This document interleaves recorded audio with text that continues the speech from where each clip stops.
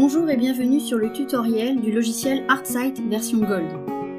Dans cette première partie, nous allons voir l'échelle monoyée, le E de Snellen, l'optotype en ligne et l'optotype isolé.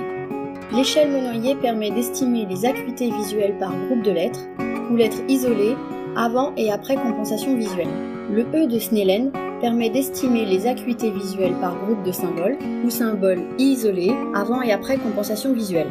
Pour l'échelle monoyée et le E de Snellen, le changement de lettres en aléatoire se fait avec le clic gauche. L'activation et la désactivation du mode occultation se fait avec le clic droit. Le changement d'acuité et le déplacement en mode occultation se fait avec la molette de la souris.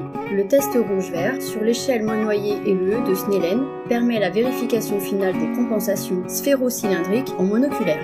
Dans cette deuxième partie, nous allons voir le cadran de Parent, la mire et chevron, la croix de Jackson, les points de Jackson. Le cadran de Parent permet la mise en évidence de l'astigmatisme. L'illumination des directions se fait avec le clic gauche.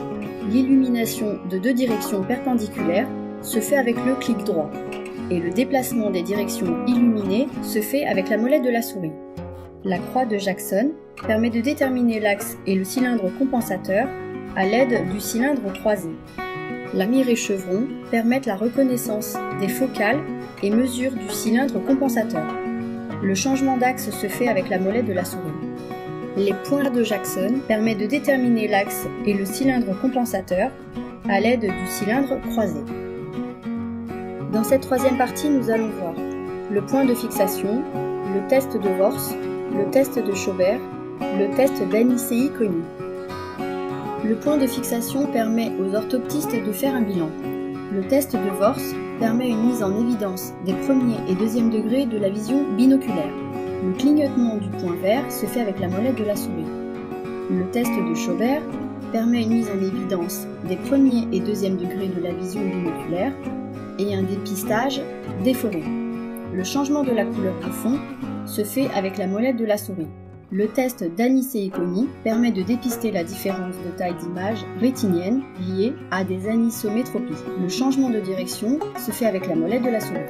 Dans cette quatrième partie, nous allons voir le test de cyclophorie, le test de disparité de fixation, le pseudo-ETDRS, les planches d'Ishihara. Le test de cyclophorie permet une mise en évidence des torsions subjectives. La sélection verticale se fait avec le clic gauche. La sélection horizontale se fait avec le clic droit.